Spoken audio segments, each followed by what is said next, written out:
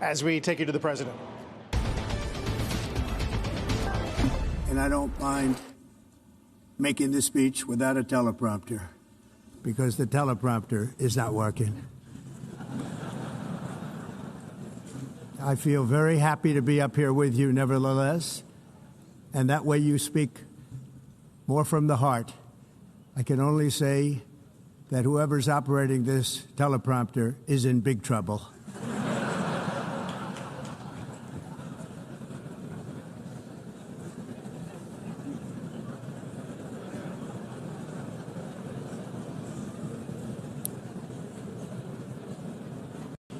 Hello, Madam First Lady. Thank you very much for being here. And Madam President, Mr. Secretary General, First Lady of the United States, distinguished delegates, ambassadors, and world leaders. 6 years have passed since I last stood in this grand hall and addressed a world that was prosperous and at peace in my first term. Since that day, the guns of war have shattered the peace I forged on 2 continents. An era of calm and stability gave way to one of the great crises of our time. And here in the United States, 4 years of weakness, lawlessness, and radicalism under the last administration delivered our nation into a repeated set of disasters. 1 year ago, our country was in deep trouble, but today, just 8 months into my administration, we are the hottest country anywhere in the world, and there is no other country even close.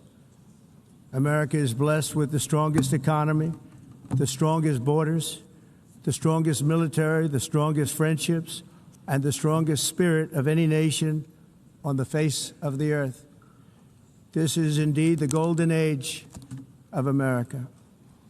We are rapidly reversing the economic calamity we inherited from the previous administration, including ruinous price increases and record-setting inflation like we've never had before. Under my leadership, energy costs are down, gasoline prices are down, grocery prices are down, mortgage rates are down, and inflation has been defeated. The only thing that's up is the stock market, which just hit a record high. In fact, it hit a record high 48 times in the last short period of time. Growth is surging, manufacturing is booming. The stock market, as I said, is doing better than it's ever done. And all of you in this room benefit by that. Almost everybody. And importantly, workers' wages are rising at the fastest pace in more than 60 years. And that's what it's all about, isn't it? In 4 years of President Biden, we had less than $1 trillion of new investment into the United States. In just 8 months since I took office, we have secured commitments and money already paid for $17 trillion. Think of it, 4 years, less than $1 trillion, 8 months, much more than $17 trillion is being invested in the United States, and it's now pouring in from all parts of the world.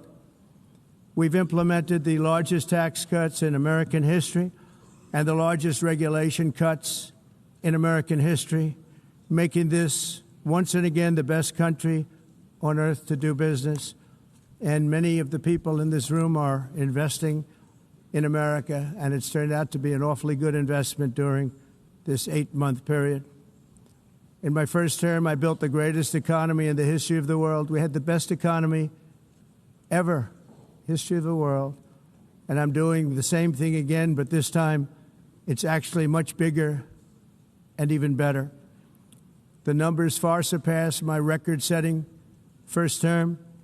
On our southern border, we have successfully repelled a colossal invasion. And for the last 4 months, and that's 4 months in a row, the number of illegal aliens admitted and entering our country has been 0.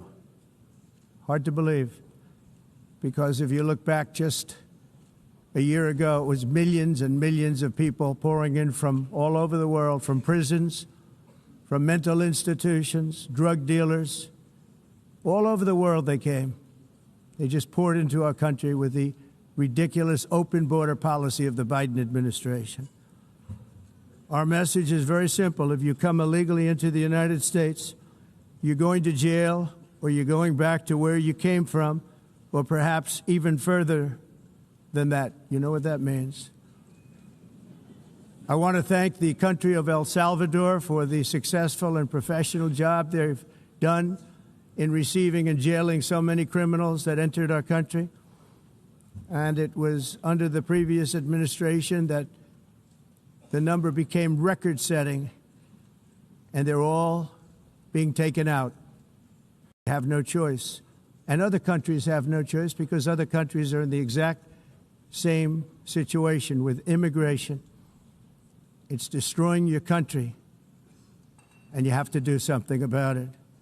On the world stage, America is respected again like it has never been respected before.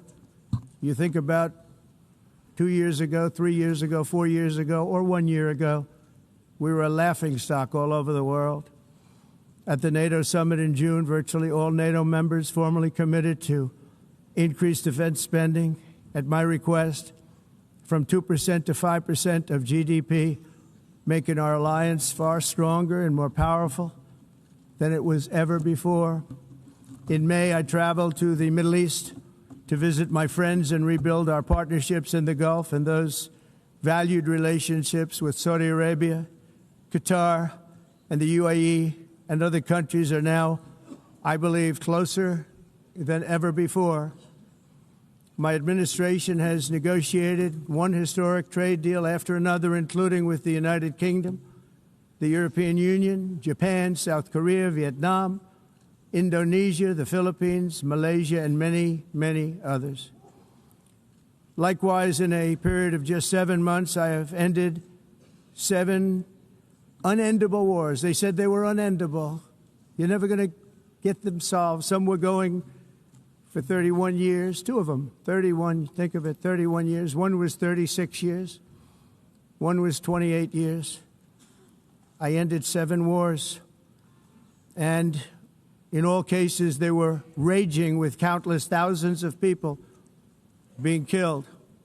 This includes Cambodia and Thailand, Kosovo and Serbia, the Congo and Rwanda, a vicious, violent war that was, Pakistan and India, Israel and Iran, Egypt and Ethiopia, and Armenia and Azerbaijan. It included all of them. No president or prime minister, and for that matter, no other country has ever done anything close to that. And I did it in just 7 months. It's never happened before. There's never been anything like that. I'm very honored to have done it. It's too bad that I had to do these things instead of the United Nations doing them. And sadly, in all cases, the United Nations did not even try to help in any of them.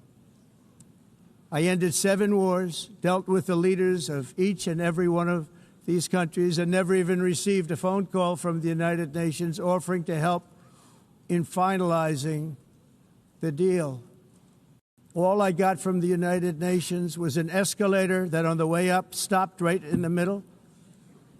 If the First Lady wasn't in great shape, she would have fallen. But she's in great shape. We're both in good shape. We both stood. And then a teleprompter that didn't work. These are the 2 things I got from the United Nations, a bad escalator and a bad teleprompter. Thank you very much. And by the way, it's working now. It just went on. Thank you. I think I should just do it the other way. It's easier. Thank you very much. I didn't think of it at the time because I was too busy working to save millions of lives. That is the saving and stopping of these wars. But later I realized that the United Nations wasn't there for us. They weren't there. I thought of it really after the fact, not during these negotiations, which were not easy. That being the case, what is the purpose of the United Nations? The UN has such tremendous potential. I've always said it.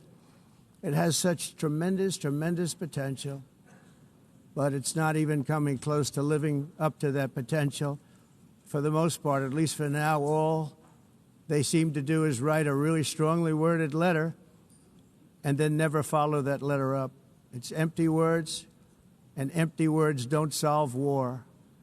The only thing that solves war and wars is action. Now, after ending all of these wars and also earlier negotiating the Abraham Accords, which is a very big thing for which our country received no credit, never receives credit. Everyone says that I should get the Nobel Peace Prize for each one of these achievements. But for me, the real prize will be the sons and daughters who live to grow up with the mothers and fathers, because millions of people are no longer being killed in endless and unglorious wars. What I care about is not winning prizes, it's saving lives. We saved millions and millions of lives with the 7 wars. And we have others that we're working on, and you know that. Many years ago, a very successful real estate developer in New York, known as Donald J. Trump, I bid on the renovation and rebuilding of this very United Nations complex. I remember it so well. I said at the time that I would do it for $500 million, rebuilding everything. It would be beautiful. I used to talk about, I'm going to give you marble floors. They're going to give you terrazzo.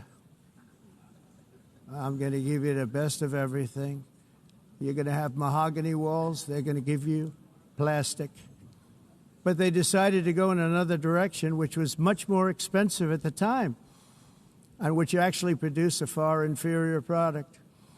And I realized that they did not know what they were doing when it came to construction, and that their building concepts were so wrong, and the product that they were proposing to build was so bad and so costly. It was going to cost them a fortune. And I said, and wait till you see the overruns. Well, I turned out to be right. They had massive cost overruns and spent between $2 and $4 billion on the building and did not even get the marble floors that I promised them.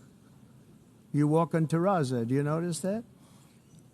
As far as I'm concerned, frankly, looking at the building and getting stuck on the escalator, they still haven't finished the job. They still haven't finished. That was years ago.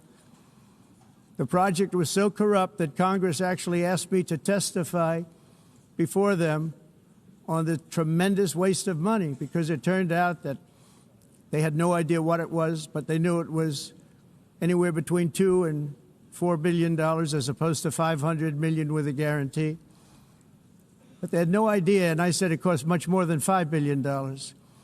Unfortunately, many things in the United Nations are happening just like that, but on an even much bigger scale, much, much bigger. Very sad to see. Whether the UN can manage to play a productive role, I've come here today to offer the hand of American leadership and friendship to any nation in this assembly that is willing to join us in forging a safer, more prosperous world. And it's a world that we'll be much happier with. A dramatically better future is within our reach. But to get there, we must reject the failed approaches of the past and work together to confront some of the greatest threats in history. There is no more serious danger to our planet today than the most powerful and destructive weapons ever devised by man, of which the United States, as you know, has many. Just as I did in my first term, I've made containing these threats a top priority, starting with the nation of Iran. My position is very simple. The world's #1 sponsor of terror can never be allowed to possess the most dangerous weapon. That's why, shortly after taking office, I sent the so-called Supreme Leader a letter making a generous offer. I extended a pledge of full cooperation in exchange for a suspension of Iran's nuclear program. The regime's answer was to continue their constant threats to their neighbors and U.S. interests throughout the region, and some great countries that are right nearby. Today, many of Iran's former military commanders, in fact, I can say almost all of them, are no longer with us. They're dead. And 3 months ago, in Operation Midnight Hammer, 7 American B-2 bombers dropped the 14 30,000-pound each bombs on Iran's key nuclear facilities, totally obliterating everything. No other country on earth could have done what we did. No other country has the equipment to do what we did. We have the greatest weapons on earth. We hate to use them. But we did something that for 22 years people wanted to do. With Iran's nuclear enrichment capacity demolished, I immediately brokered an end to the 12-day war, as it's called, between Israel and Iran, with both sides agreeing to fight no longer. As everyone knows, I have also been deeply engaged in seeking a ceasefire in Gaza. Have to get that done. Have to get it done. Unfortunately, Hamas has repeatedly rejected reasonable offers to make peace. We can't forget October 7th, can we? Now, as if to encourage continued conflict, some of this body is seeking to unilaterally recognize a Palestinian state. The rewards would be too great for Hamas terrorists for their atrocities. This would be a reward for these horrible atrocities, including October 7th, even while they refuse to release the hostages or accept a ceasefire. Instead of giving to Hamas and giving so much, because they've taken so much, they have taken so much. This could have been solved so long ago. But instead of giving in to Hamas's ransom demands, those who want peace should be united with one message: release the hostages now. Just release the hostages now. Thank you.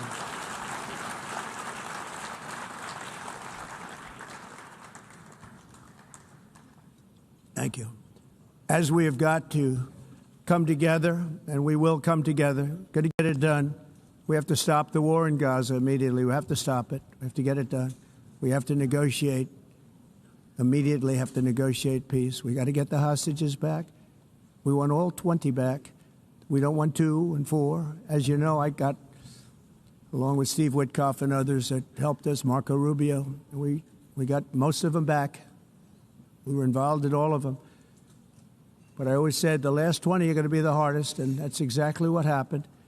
We have to get them back now. We don't want to get back 2, and then another 2, and then 1, and then 3.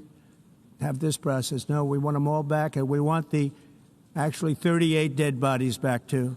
Those parents came to me, and they want them back, and they want them back very quickly and very badly. As though they were alive, they want them. They want them every bit as much as if their son or daughter were alive. I've also been working relentlessly, stopping the killing in Ukraine. I thought that would be, of the 7 wars that I stopped, I thought that would be the easiest because of my relationship with President Putin, which had always been a good one. I thought that was going to be the easiest one. But, you know, in war, you never know what's going to happen. There are always lots of surprises, both good and bad. Everyone thought Russia would win this war in 3 days. But it didn't work out that way. It was supposed to be just a quick little skirmish. It's not making Russia look good. It's making them look bad. No matter what happens from here on out, this was something that should have taken a matter of days, certainly less than a week. And they've been fighting for 3.5 years and killing anywhere from 5,000 to 7,000 young soldiers, mostly soldiers, on both sides, every single week, from 5,000 to 7,000 dead young people, and some in cities, much smaller numbers, where rockets are shot, where drones are dropped. This war would never have started if I were president. This was a war that should have never happened. It shows you what leadership is, what bad leadership can do to a country. Look what happened to the United States, and look where we are right now in just a short period of time. The only question now is how many more lives will be needlessly lost on both sides. China and India are the primary funders of the ongoing war by continuing to purchase Russian oil. But inexcusably, even NATO countries have not cut off much Russian energy and Russian energy products, which, as you know, I found out about 2 weeks ago, and I wasn't happy. Think of it. They're funding the war against themselves. Who the hell ever heard of that one? In the event that Russia is not ready to make a deal to end the war, then the United States is fully prepared to impose a very strong round of powerful tariffs, which would stop the bloodshed, I believe, very quickly. But for those tariffs to be effective, European nations, all of you are gathered here right now, would have to join us in adopting the exact same measures. I mean, you're much closer to this. We have an ocean in between. You're right there. And Europe has to step it up. They can't be doing what they're doing. They're buying oil and gas from Russia while they're fighting Russia. It's embarrassing to them. And it was very embarrassing to them when I found out about it, I can tell you that. They have to immediately cease all energy purchases from Russia. Otherwise, we're all wasting a lot of time. So I'm ready to discuss this. We're going to discuss it today with the European nations, all gathered here. I'm sure they're thrilled to hear me speak about it, but that's the way it is. I like to speak my mind and speak the truth. As we seek to reduce the threat of dangerous weapons today, I'm also calling on every nation to join us in ending the development of biological weapons once and for all.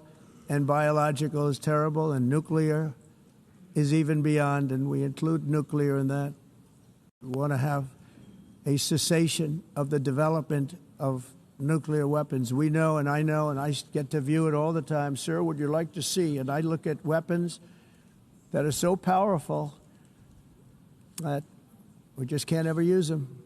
If we ever use them, the world literally might come to an end. There would be no United Nations to be talking about. There would be no nothing. Just a few years ago, reckless experiments overseas gave us a devastating global pandemic. Yet despite that worldwide catastrophe, many countries are continuing extremely risky research into bioweapons and man-made pathogens. This is unbelievably dangerous. To prevent potential disasters, I'm announcing today that my administration will lead an international effort to enforce biological weapons convention, which is going to be meeting with the top leaders of the world by pioneering an AI verification system that everyone can trust. Hopefully, the UN can play a constructive role, and it will also be one of the early projects under AI. Let's see how good it is, because a lot of people are saying it could be one of the great things ever, but it also can be dangerous, but it can be put to tremendous use and tremendous good, and this would be an example of that. Not only is the UN not solving the problems it should, too often, it's actually creating new problems for us to solve. The best example is the #1 political issue of our time, the crisis of uncontrolled migration. It's uncontrolled. Your countries are being ruined. The United Nations is funding an assault on Western countries and their borders. In 2024, the UN budgeted $372 million in cash assistance to support an estimated 624,000 migrants journeying into the United States. Think of that. The UN is supporting people that are illegally coming into the United States, and then we have to get them out. The UN also provided food, shelter, transportation, and debit cards to illegal aliens. Can you believe that? On the way to infiltrate our southern border. Millions of people came through that southern border. Just a year ago, millions and millions of people were pouring in, 25 million altogether over the 4 years of the incompetent Biden administration. And now we have it stopped, totally stopped. In fact, they're not even coming anymore because they know they can't get through. But what took place is totally unacceptable. The UN is supposed to stop invasions, not create them and not finance them. In the United States, we reject the idea that mass numbers of people from foreign lands can be permitted to travel halfway around the world, trample our borders, violate our sovereignty, cause unmitigated crime, and deplete our social safety net. We have reasserted that America belongs to the American people, and I encourage all countries to take their own stand in defense of their citizens as well. You have to do that because I see it. I'm not mentioning names. I see it, and I could call every single one of them out. You're destroying your countries. They're being destroyed. Europe is in serious trouble. They've been invaded by a force of illegal aliens like nobody's ever seen before. Illegal aliens are pouring into Europe. Nobody is ever, and nobody's doing anything to change it, to get them out. It's not sustainable. And because they choose to be politically correct, they're doing just absolutely nothing about it. And I have to say, I look at London, where you have a terrible mayor, terrible, terrible mayor, and it's been so changed, so changed. Now they want to go to Sharia law, but you're in a different country. You can't do that. Both the immigration and their suicidal energy ideas will be the death of Western Europe if something is not done immediately. This cannot be sustained. What makes the world so beautiful is that each country is unique. But to stay this way, every sovereign nation must have the right to control their own borders. You have the right to control your borders, as we do now, and to limit the sheer numbers of migrants entering their countries and paid for by the people of that nation that were there and that built that particular nation at the time. They put their blood, sweat, tears, money into that country, and now they're being ruined.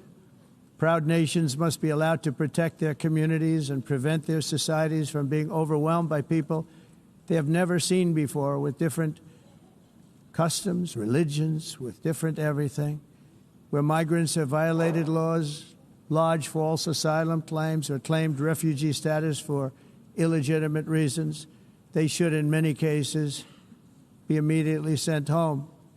And while we will always have a big heart for places and people that are struggling and truly compassionate, answers will be given. We have to solve the problem, and we have to solve it in their countries, not create new problems in our countries. And we are very helpful to a lot of countries that are just not able to send their people anymore. They used to send them to us in caravans of 25,000, 30,000 people each. These massive caravans of people pouring into our country, totally unchecked and unvetted. But not anymore.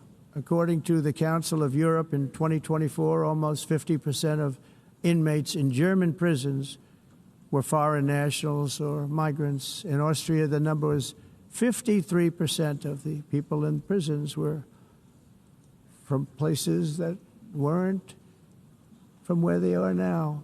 In Greece, the number was 54%, and in Switzerland, beautiful Switzerland, 72% of the people in prisons are from outside of Switzerland. When your prisons are filled with so-called asylum seekers who repaid kindness, and that's what they did, they repaid kindness with crime, it's time to end the failed experiment of open borders. You have to end it now. See, I can tell you. I'm really good at this stuff.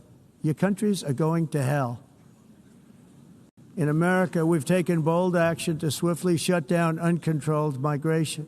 Once we started detaining and deporting everyone who crossed the border and removing illegal aliens from the United States, they simply stopped coming. They're not coming anymore. We're getting a lot of credit, but they're not coming anymore. This was a humanitarian act for all involved, because on the trips up, thousands of people a week were dying. Women were being raped. Nobody's ever seen anything like it. Raped, horribly beaten, raped. On the trip up, the journey up, it was a long walk. It was a long, arduous journey, indeed. And it was also a historic victory against human trafficking throughout the region. What we did was a victory, and we saved so many lives of people that wouldn't make the journey. That journey was loaded up with death. loaded up with death. Dead bodies all along the roads of jungles to get up. They go through jungles, they go through areas so hot you couldn't breathe. They were dying of suffocation, areas so hot that you couldn't breathe. Dead bodies all over. By them not coming, we're saving tremendous numbers of lives. My people have done a fantastic job in doing what they did, and the American public agrees with it. I mean, I was very proud to see this morning I have the highest poll numbers I've ever had. Part of it is because of what we've done on the border. I guess the other part is what we've done on the economy. Joe Biden's policies empowered murderous gangs, human smugglers, child traffickers, drug cartels, and prisoners from all over the world. The previous administration also lost nearly 300,000 children. Think of that. They lost more than 300,000 children, little children, who were trafficked into the United States on the Biden watch, many of whom have been raped, exploited, and abused, and sold. Sold. Nobody talks about that. The fake news doesn't write about it. With many others, young children who are missing or dead. And we found a lot of these children, and we're sending them back, and we've been sending them back to their parents. They said, nobody knows who they are. They said, where do you come from? And they'll give us a country, and we'll find out, and we'll figure it out, and we'll bring them back to their homes. And the mother and father rush to the door, and their tears in their eyes. They can't believe that they're seeing their son or daughter, their little son or daughter again. We've done almost 30,000 of them so far. Any system that results in the mass trafficking of children is inherently evil. Yet that is exactly what the globalist migration agenda has done, and it's what it's all about. In America, those days, as you know, are over. The Trump administration is working, and we are continuing to work to track down the villains that are causing this problem, and also, as I said, to get back the 30,000 we've already returned.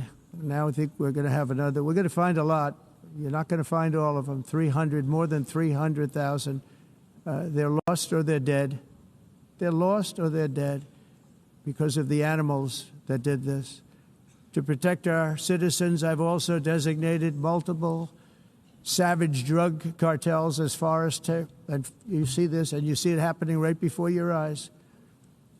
Let's put it this way. People don't like taking big loads of drugs in boats anymore. There aren't too many boats that are traveling on the seas by Venezuela. They tend not to want to travel very quickly anymore. And we've virtually stopped drugs coming into our country by sea. We call them the water drugs. They kill hundreds of thousands of people.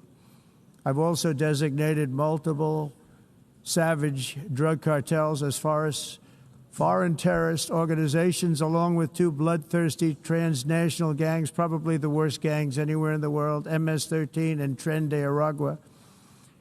Tren de Aragua is from Venezuela, by the way. Such organizations torture, maim, mutilate, and murder with impunity. They're the enemies of all humanity. For this reason, we've recently begun using the supreme power of the United States military to destroy Venezuelan terrorists and trafficking networks led by Nicolas Maduro. To every terrorist thug smuggling poisonous drugs into the United States of America, please be warned that we will blow you out of existence. That's what we're doing. We have no choice. Can't let it happen. They're destroying. I believe we lost 300,000 people last year to drugs, 300,000. Fentanyl and other drugs. Each boat that we sink carries drugs that would kill more than 25,000 Americans. We will not let that happen. Energy is another area where the United States is now thriving like never before. We're getting rid of the falsely named renewables. By the way, they're a joke. They don't work. They're too expensive. They're not strong enough to fire up the plants that you need to make your country great. The wind doesn't blow. Those big windmills are so pathetic and so bad, so expensive to operate. And they have to be rebuilt all the time, and they start to rust and rot. most expensive energy ever conceived, and it's actually energy. You're supposed to make money with energy, not lose money. You lose money, the governments have to subsidize. You can't put them out without massive subsidies. And most of them are built in China, and I give China a lot of credit. They build them, but they have very few wind farms. So why is it that they build them and they send them all over the world, but they barely use them? You know what they use? Coal. They use gas. They use almost anything, but they don't like wind. But they sure as hell like selling the windmills. Europe, on the other hand, has a long way to go, with many countries being on the brink of destruction because of the green energy agenda. And I give a lot of credit to Germany. Germany was being led down a very sick path, both on immigration, by the way, and on energy. They were going green, and they were going bankrupt. And the new leadership came in, and they went back to where they were, with fossil fuel and with nuclear, which is good. It's now safe, and you can do it properly. But they went back to where they were, and they opened up a lot of different plants, energy-producing plants, and they're doing well. I give Germany a lot of credit for that. They've said this is a disaster, what's happening. They were going all green. All green is all bankrupt. That's what it represents. And it's not politically correct. I'll be very badly criticized for saying it, but I'm here to tell the truth. I don't care. It doesn't matter to me. I'm in New York City. I'm feeling a lot safer. Crime, we're getting crime down. And by the way, speaking of crime, Washington, D.C. Washington, D.C. was the crime capital of America. Now it's after 12 days, it's a totally safe city. Everyone's going out to dinner. They're going out to restaurants. Your wife can walk down the middle of the street with or without you. Nothing's going to happen. My people have done a fantastic job. And yes, I called in the National Guard, and the National Guard took care of business. And they weren't politically correct, but they took care of business. We got 1,700 career criminals out, brought them back to where they came from, the countries where they came from, or put them in jails. Washington, D.C. is now a totally safe city again, and I welcome you to come. In fact, we'll have dinner together at a local restaurant, and we'll be able to walk. We don't have to go by an armor-plated vehicle. We'll walk right over there from the White House. They've given up their powerful edge, a lot of the countries that we're talking about, in oil and gas, such as essentially closing the great North Sea oil. Oh, the North Sea, I know it so well. Aberdeen was the oil capital of Europe, and there's tremendous oil that hasn't been found in the North Sea. Tremendous oil. And I was with the Prime Minister I respect and like a lot, and I said, you're sitting with the greatest asset. They essentially closed it by making it so highly taxed that no developer, no oil company can go there. They have tremendous oil left, and more importantly, they have tremendous oil that hasn't even been found yet. And what a tremendous asset for the United Kingdom. And I hope the Prime Minister is listening, because I told it to him 3 days in a row. That's all he heard. North Sea oil, North Sea, because I want to see them do well. I want to stop seeing them ruining that beautiful Scottish and English countryside with windmills and massive solar panels that go 7 miles by 7 miles, taking away farmland. But we're not letting this happen in America. In 1982, the executive director of the United Nations Environmental Program predicted that by the year 2000, climate change would cause a global catastrophe. He said that it will be irreversible, as any nuclear holocaust would be. This is what they said at the United Nations. What happened? Here we are. Another UN official stated in 1989 that within a decade, entire nations could be wiped off the map by global warming. Not happening. You know, it used to be global cooling. If you look back years ago in the 1920s and the 1930s, they said, global cooling will kill the world. We have to do something. Then they said global warming will kill the world. But then it started getting cooler. So now they could just call it climate change, because that way they can't miss. It's climate change. Because if it goes higher or lower, whatever the hell happens, there's climate change. It's the greatest con job ever perpetrated on the world, in my opinion. Climate change, no matter what happens, you're involved in that. No more global warming, no more global cooling. All of these predictions made by the United Nations and many others, often for bad reasons, were wrong. They were made by stupid people that have cost their countries fortunes and given those same countries no chance for success. If you don't get away from this green scam, your country is going to fail. And I'm really good at predicting things, you know. They actually said during the campaign they had a hat, the best-selling hat. Trump was right about everything. And I don't say that in a braggadocious way, but it's true. I've been right about everything. And I'm telling you that if you don't get away from the green energy scam, your country is going to fail. And if you don't stop people that you've never seen before, that you have nothing in common with, your country is going to fail. I'm the president of the United States, but I worry about Europe. I love Europe. I love the people of Europe. And I hate to see it being devastated by energy and immigration. This double-tailed monster destroys everything in its wake, and they cannot let that happen any longer. You're doing it because you want to be nice. You want to be politically correct, and you're destroying your heritage.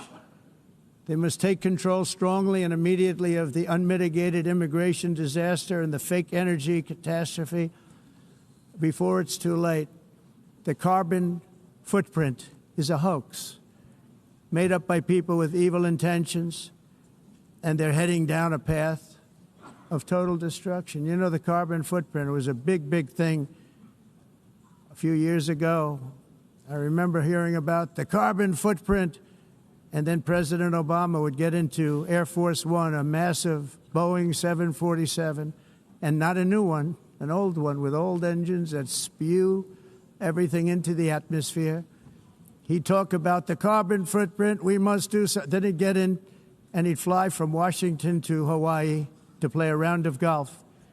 And then he'd get back onto that big, beautiful plane and he'd fly back and he'd talk about, again, global warming and the carbon footprint. It's a con job. At extreme cost and expense, Europe reduced its own carbon footprint by 37%. Think of that. Congratulations, Europe. Great job.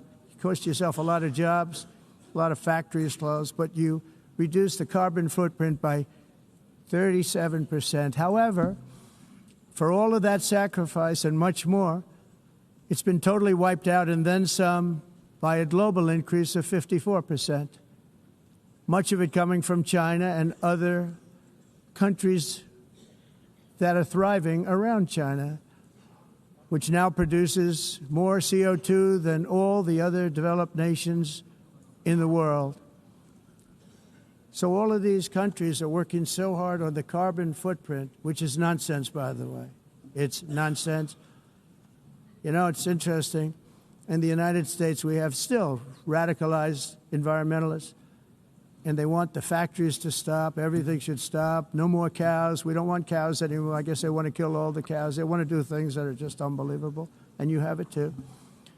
But, you know, we have a border, strong, and we have a shape, and that shape doesn't just go straight up.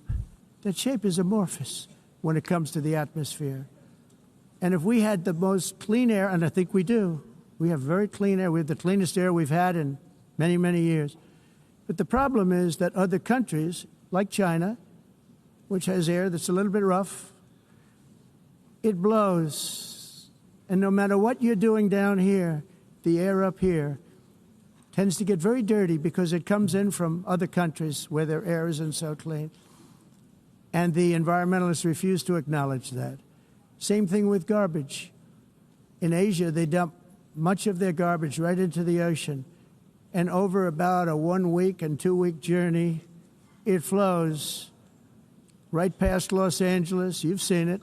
Massive amounts of garbage, almost too much to do anything about, flowing past Los Angeles, past San Francisco. And then somebody will get in trouble because he dropped a cigarette on the beach.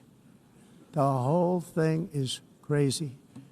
The primary effect of these brutal green energy policies has not been to help the environment, but to redistribute manufacturing and industrial activity from developed countries that follow the insane rules that are put down to polluting countries that break the rules and are making a fortune. They're making a fortune. European electricity bills are now 4 to 5 times more expensive than those in China and 2 to 3 times higher than the United States. And our bills are coming way down. You probably see that our gasoline prices are way down. You know, we have an expression, drill, baby, drill, and that's what we're doing. We're going to be much lower in a year from now. But they've come way down over the last year.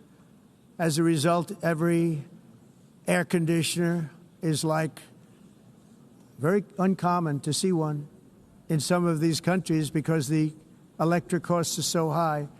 So while the U.S. has approximately 1,300 heat-related deaths annually, that's a lot, Europe loses more than 175,000 people to heat deaths each year because the costs are so expensive you can't turn on an air conditioner. What is that all about? That's not Europe. That's not the Europe that I love and know. All in the name of pretending to stop the global warming hoax.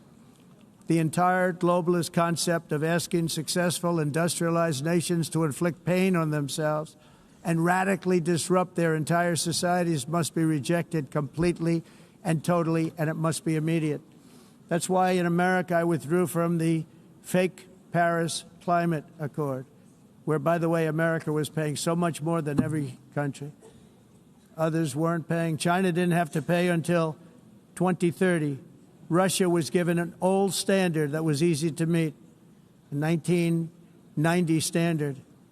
But for the United States, we're supposed to pay like $1 trillion. And I said, this is another scam. The fact is, the United States has been taken advantage of by the world for many, many years, but not any longer, as you probably noticed.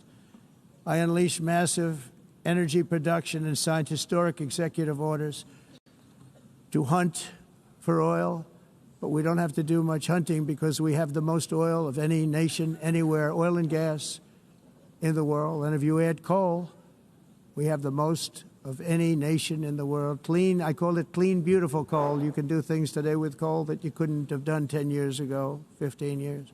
So I have a little standing order in the White House. Never use the word coal, only use the words clean, beautiful coal. Sounds much better, doesn't it? But we stand ready to provide any country with abundant, affordable energy supplies if you need them, when most of you do. We're proudly exporting energy all over the world. We're now the largest exporter.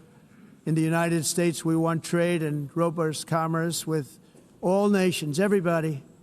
We want to help nations. We're going to help nations. But it must also be fair and reciprocal. The challenge with trade is much the same with climate. The countries that followed the rules, all their factories have been plundered. It's really sad to watch. They've been broken. They've been broken by countries that broke the rules. That's why the United States is now applying tariffs to other countries, and much as these tariffs were for many years applied to us, uncontrollably applied to us. We've used tariffs as a defense mechanism under the Trump administration, including my first term, where hundreds of billions of dollars in tariffs were taken in. And by the way, we had the lowest inflation, and now we have very low inflation. The only thing different is that we have hundreds of billions of dollars flowing into our country. But this is how we will ensure that the system works for everyone and is sustainable into the future. We're also using tariffs to defend our sovereignty and security throughout the world, including against nations that have taken advantage of former U.S. administrations for decades, including the most corrupt, incompetent administration in history, the sleepy Joe Biden administration. Brazil now faces major tariffs in response to its unprecedented efforts to interfere in the rights and freedoms of our American citizens and others, with censorship, repression, weaponization, judicial corruption, and targeting of political critics in the United States.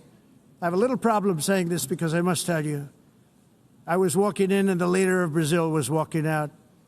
We saw him, and I saw him, he saw me, and we embraced. And then I'm saying, can you believe I'm going to be saying this in just 2 minutes? But we actually agreed that we would meet next week. We didn't have much time to talk, like about 20 seconds. They were, in retrospect, I'm glad I waited because this thing didn't work out too well. But we did talk. We had a good talk, and we agreed to meet next week, if that's of interest. But he seemed like a very nice man, actually. He liked me, I liked him. But if you, and I only do business with people I like. When I don't like them, I don't like them. But we had, at least for about 39 seconds, we had excellent chemistry. It's a good sign. But also in the past, Brazil, can you believe this, unfairly tariffed our nation, but now because of our tariffs, we are hitting them back, and we're hitting them back very hard. As president, I will always defend our national sovereignty and the rights of American citizens. So I'm very sorry to say this, that Brazil is doing poorly and will continue to do poorly. They can only do well when they're working with us. Without us, they will fail, just as others have failed. It's true. Next year, the United States will celebrate the 250th anniversary of our glorious independence, a testament to enduring power and American freedom and spirit. We will also be proudly hosting the 2026 FIFA World Cup, and shortly thereafter, the 2028 Olympics, which is going to be very exciting. I hope you all come. I hope that countless people from all over the globe will take part of these will be great celebrations of liberty and human achievement, and that together we all can rejoice in the miracles of history that began in July 4th, 1776, when we founded the light to all nations. And it's something really that an amazing thing came out of that date. It's called the United States of America.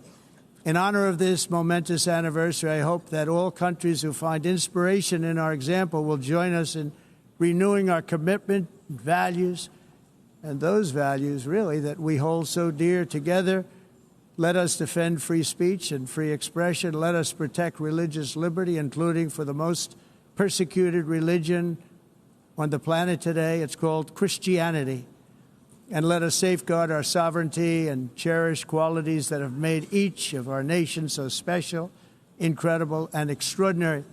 In closing, I just want to repeat that immigration and the high cost of so-called green renewable energy is destroying a large part of the free world and a large part of our planet.